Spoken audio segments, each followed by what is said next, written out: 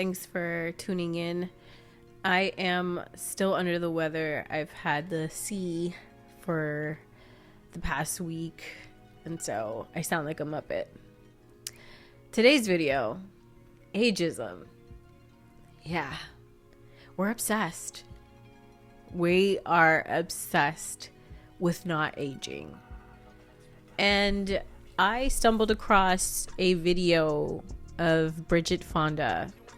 So Bridget Fonda did a lot of movies back in the 90s. I'm an 80s baby, so I remember Bridget Fonda. I couldn't tell you every name of every movie she's been in, but I remember her very distinctly. And I see how people react to her changes, her weight gain, her face, and I think it's very telling of how we feel about aging and changing, especially when I look at comments under posts of different celebrities, and when you haven't seen them in a long time and they emerge to go shopping like a normal person, people have this visceral reaction to seeing them.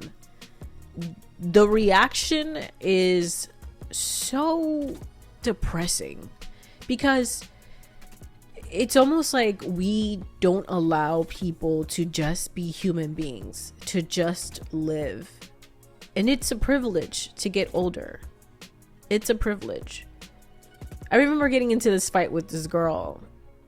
I was living with a couple of roommates when I was in LA, and this girl kept coming for my age, and I told her, well, why don't you just die first so you can stay the age you're at, because in order for you to be my age you have to live.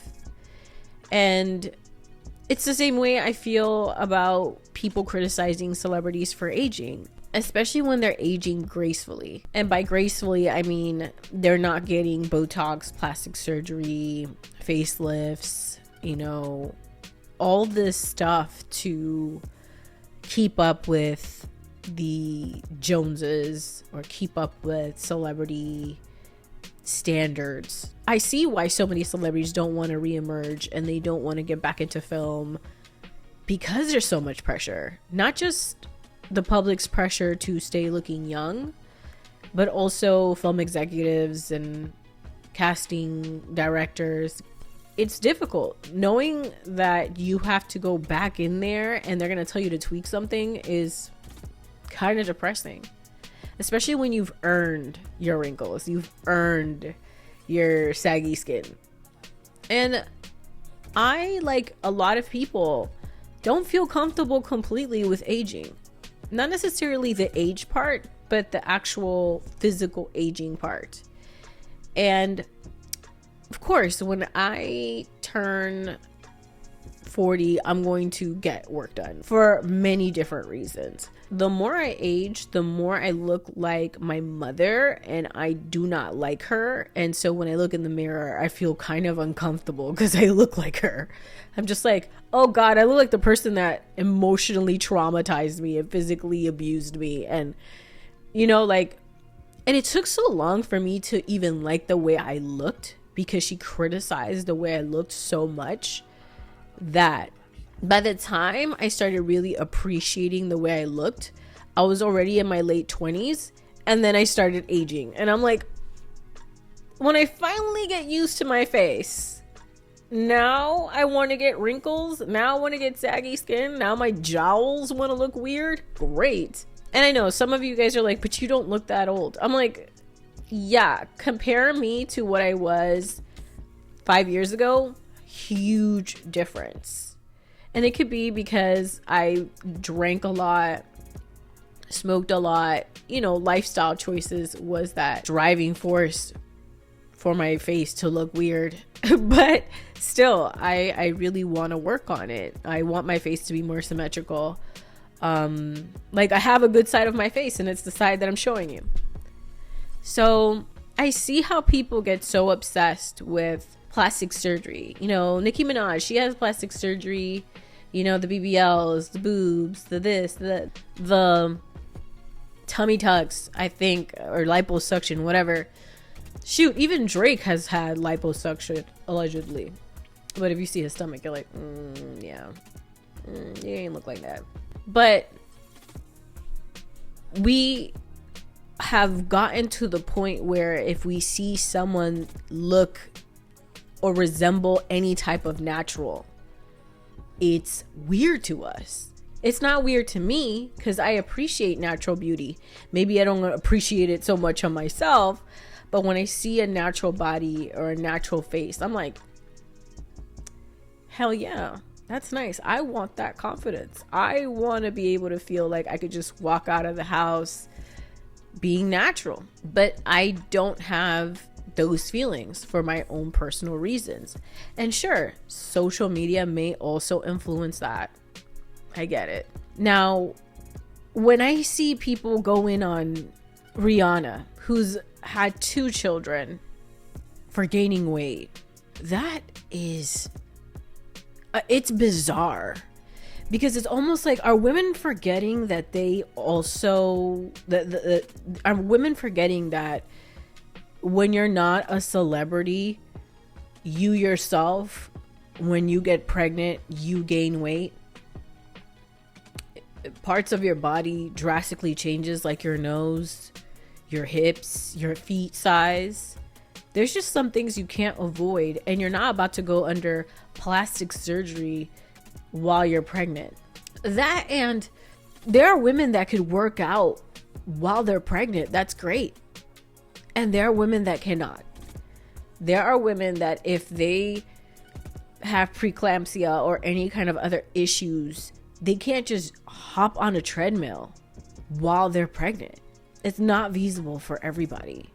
So we need to stop obsessing so much about why a woman looks like she's gained an extra 20, 30, 40 pounds, 50 pounds, 100 pounds while she's pregnant. That is crazy. That is crazy.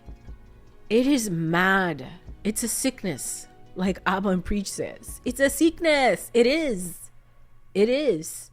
When Hillary Duff got pregnant, people were acting freaking weird. When Kim Kardashian got pregnant, people were acting weird about her ankles. Like, hello, do you know how much weight you have to carry? Like, that's a lot of weight to carry. And then have to wear heels in the process? Y'all. Jennifer Love Hewitt, one of my favorites growing up. She's like 50 years old and people are acting like, how is it possible that she looks 50? I know she's gotten some plastic surgery recently or some type of like work done, maybe some non-invasive kind of procedures. But still, she had to drive herself to do that? That's freaking sad. Or remember Drake's baby mama when she showed her face finally and people were acting so weird about it? They were calling her Lord Farquaad, and then she ended up changing her whole entire freaking face just to please the world. That's sad. Like, it's sad that you have to do that to not get bullied by the whole entire internet. Even when you were able to score, even when you were able to bag one of the biggest rappers in the world and have his child. It's an obsession we need to let down, because we're not going to get the same grace when it's us. When it's us getting older, when it's us gaining weight, when God forbid we get in an accident and we're unrecognizable. And so we have to learn how to appreciate natural beauty. But how can we learn to appreciate something like that when we're so used to criticizing people and being criticized as well? Criticizing culture, beauty culture, is the devil at this point. Social media has become the next level of envy. And though I understand people will get insecure, when they see someone that looks extremely good, who has a waist this big, a lot of the times it's not even really your insecurity. You don't even want to look like that. You just feel like everybody idolizes this, or those people get more opportunities, which may be true, but some people go ahead and get the tiny waist and get the BBL and get the face surgery, but they can't even maintain it.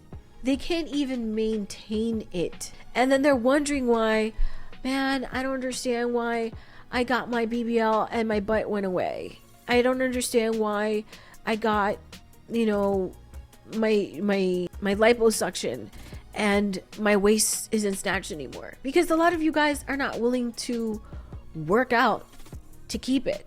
I've met many women that have done this.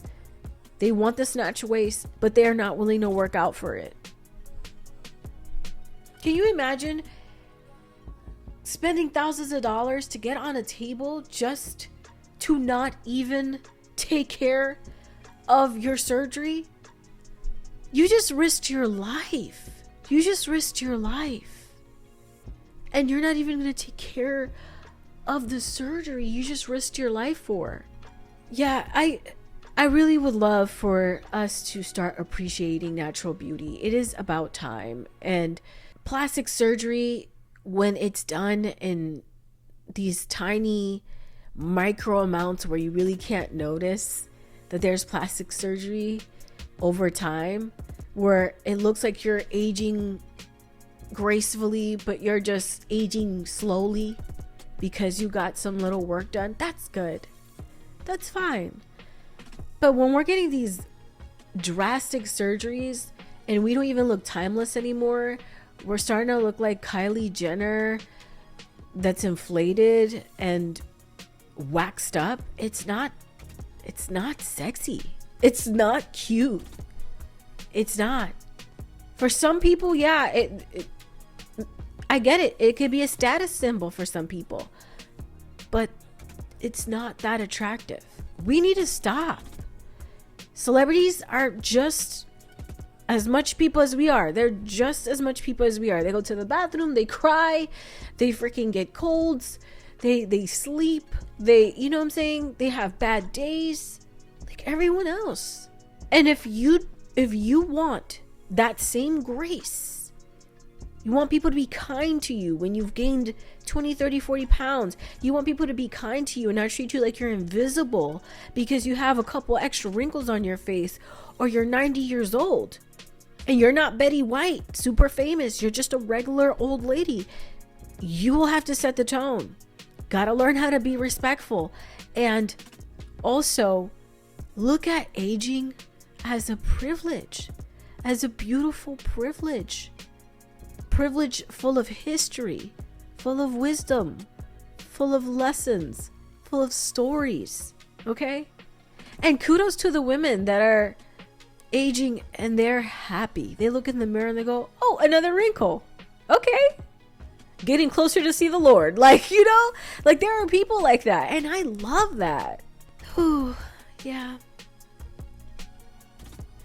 I will, and I vow to respect older people and never come for their age. Come for their character, come for their behavior, but never come for their age, because it doesn't matter what age you are, what gender you are, maturity, it comes to those who seek it. It doesn't just appear out of thin air. Okay? That's all, y'all.